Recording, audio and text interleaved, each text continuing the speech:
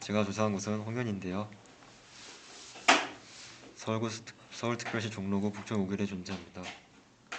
이제 홍현을 기준으로 많은 주거시설들이 존재하며 그 위에는 이제 주민들을 위한 정독도서관 혹은 갤러리들이 존재하며 근처에 경복궁 같은 그런 랜드마크 같은 그런 건물들이 존재하여 관광객들이 찾아오게 되고 그런 관광객들을 위한 판매 그리고 숙박시설 등이 존재한다는 걸 확인할 수 있습니다. 위의 그림은 홍현을 기준으로 한 피겨인 그라운드고 아래 그림은 홍현의 이제 북촌 주위에 존재하는 강남구의 피겨인 그라운드입니다. 둘이 비교해 봤을 때 확실히 북촌의 건물들은 이제 경복궁 그리고 정독도서관 몇몇 갤러리들을 제외하고서는 굉장히 작은 단위의 유닛으로 존재한다는 걸 알 수 있었고, 또한 강남구에 비해서 북촌의 이제 그런 위치나 배치 방향이 굉장히 잘 분방한 것을 확인할 수 있었습니다. 역사적 맥락에서 홍현은 옛 이제 지명의 마을인데 그것을 그대로 가져와서 이름을 지었다는 것에 큰 의미를 가지고 있습니다.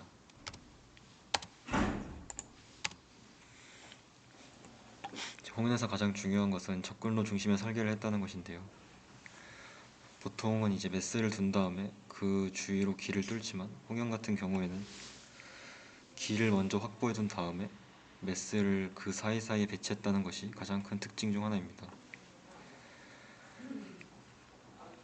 여러 배치들을 확인해서 이제 홍현의 특징을 살펴볼 수 있는데, 먼저 서울교육박물관을 기준으로 보았을 때는 이 서울교육박물관의 축을 중심으로 양옆에 메스들이 존재하여 이제 외부와 교육박물관의 연결을 아주 쉽게 만들었다는 것이고, 이 사이에 존재하는 역사광장을 기준으로 봤을 때는 이 교육박물관과 그리고 홍현 이 사이에 보이드한 공간이 존재한다는 것으로 인식할 수 있습니다. 또한 홍현 이제 각각의 유닛들의 배치된 방향을 볼 때 이제 주민센터나 그리고 박물관, 그러니까 이제 전시관 같은 경우에는 도로와 바로 인접하게 위치하여 있지만 엘리베이터나 화장실 같은 경우에는 도로와는 좀 더 거리를 두었다는 것을 이제 확인할 수 있습니다. 그리고 이제 추가 설명을 하자면은 이런 35m의 옹벽을 허물음으로써 공간의 깊이감을 더하고 또한 리듬감까지 더했다고 볼 수 있습니다.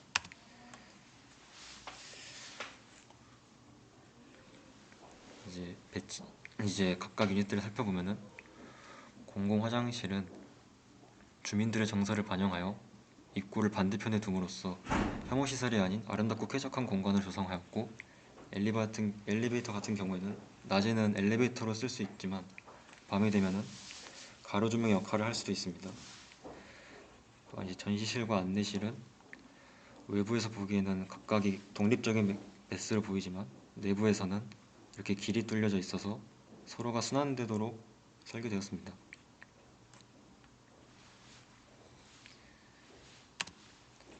이제 재료를 살펴보면은 전시관과 화장실은 적벽돌을 사용하여 이제 이런 적벽돌은 북촌 마을의 모습과 가장 닮아 있기도 하면서 어떻게 또 쌓느냐에 따라서 여러 패턴을 보이고, 또한 이런 패턴을 이용해서 어떤 빛의 흐름까지 만들어낼 수 있습니다. 두 번째는 유글라스인데, 유글라스는 이제 엘리베이터에 사용되어서 이제 유글라스 같은 경우에는 재료 자체가 빛과 조명의 산란 효과가 뛰어나서 산란 효과가 뛰어나고 그리고 파손 시 교체도 용이하기 때문에 굉장히 공공 공간에 좋은 재료라 볼 수 있고, 이것이 이제 밤에는 은은한 가로 조명의 역할을 수행합니다. 다음은 티타늄 아연판인데, 이것은 이제 관광 안내소에 쓰여서 이런 벽돌로 만들어진 건물에 비해서 굉장히 현대적인 분위기를 연출합니다. 또한 통유리를 사용하여서 내부와 외부의 그런 경계성을 허물기도 하였습니다. 이제 이러한 재료들을 사용하여서 이제 건물의 투명성을 조절하거나 어떤 분위기를 연출한다는 것에서 굉장히 중요한 역할을 한다고 볼 수 있습니다. 제가 여기서 뽑아낸 키워드는 이제 평면에 가장 중요하다고 생각할 수 있는 것 중 하나인 이제 경계성인데, 이 경계성 안에는 이제 배치에 따른 그런 경계성과 또한 그냥 하나의 매스를 두는 것이 아닌 작은 유닛들을 둠으로써의 그런 경계성이 존재한다고 볼 수 있었습니다. 그리고 아까도 말했듯이 이제 재료를 통한 그런 어떠한 투명성의 조절이 중요하다 생각하여서 이렇게 크게 두 가지를 키워드로 선정하게 되었습니다. 이제 우사단로 10길의 이제 매핑인데요. 제가 조사하게 된 것은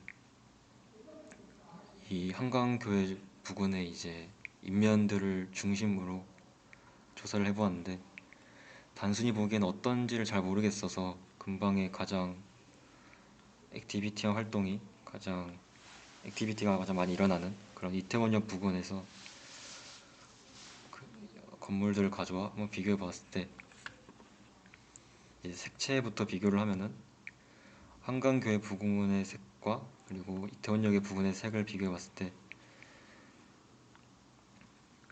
확실히 이태원역 부근의 색들이 더 다채로운 것을 확인할 수 있었고,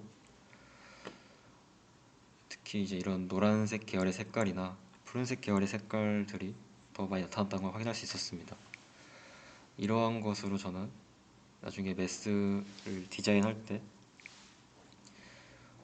이 사이트를 기준으로 이제 한강교회 부근에서 좀 이제 부족하다는 느끼는 색깔들을 이쪽 이태원역에서만 존재하는 그런 색깔들을 가져와서 쓸 것으로 생각을 하고 있는데, 이제 이 외부의 색깔들도 어떻게 보면은 이 하나의 그런 이 부근의 그런 정체성이라 생각을 하기 때문에, 아마도 이런 이태원역에서만 존재하는 이런 튀는 색깔들은 내부의 공간이나 혹은 이제 적절히 튀지 않는 선에서 쓰이지 않을까 예상하고 있습니다. 그리고 이제 한강교회 부근을 그림으로 간단하게 그린 다음에 피겨인 그라운드처럼 나타낸 것인데, 1번 그림으로 봤을 때는 전체적인 건물의 흐름이 잘 눈에 보이는 반면, 2번 그림은 이런 그러니까 오프닝의 그런 모습들이 더 눈에 잘 들어온다는 걸 확인할 수 있습니다. 그래서 앞서 그린 그림들을 활용하여서 이 창들, 그러니까 오픈되어 있는 곳들의 그런 배치를 통해서 시각의 간섭이 어느 정도 많이 겹치는지를 확인해 볼 수 있었고, 생각 외로 많이 겹치지 않는다는 것도 알 수 있었습니다. 여기 동그라미 친 부분은 겹친다고 생각할 수 있지만, 이렇게 건물들을 사선으로 두어서 크게 겹치지 않는다는 걸 확인할 수 있었고, 그리고 이 창들을 전부 다 하나로 있는 이런 선들을 만들어내어서 위에 이 그림과 합쳐 보았을 때 되게 다양한 창들의 흐름이 있지만 시각의 간섭이 많이 없다는 걸 확인할 수 있었고, 또한 이런 흐름을 제가 매스를 디자인하고 계획할 때 적용을 시켜보고자 하였습니다.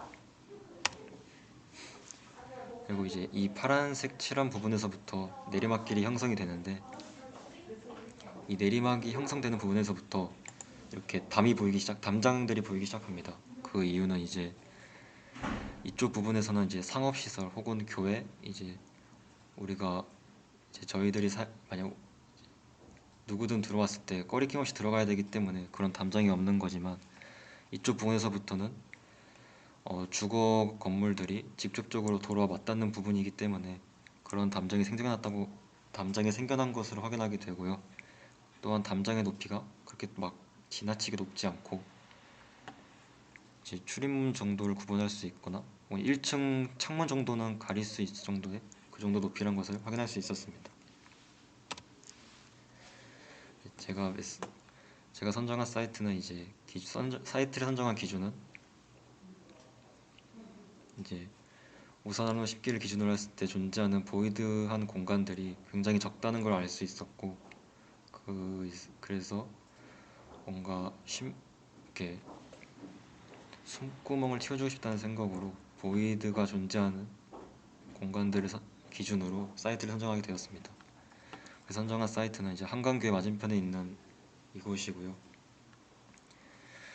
이곳에서 제가 이제 보이드를 만들어서 1층에는 이제 보이드를 확보해서 메스를 올릴 생각이고, 또한 이곳에 창을 이렇게 곳곳에 뚫어서 밖에서는 내부가 잘 보이지 않지만 내부에서는 외부가 보이는 그런 형태를 생각 중입니다. 또한 같이 묶여있는 이 정자가 있는 이 쉼터 공간을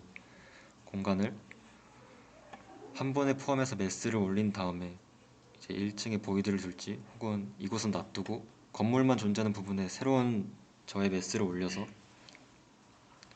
이미 존재하는 이 쉼터의 공간과 어떻게 연계를 할지는 좀 더 고민해 보고 있습니다. 여기까지입니다. 감사합니다.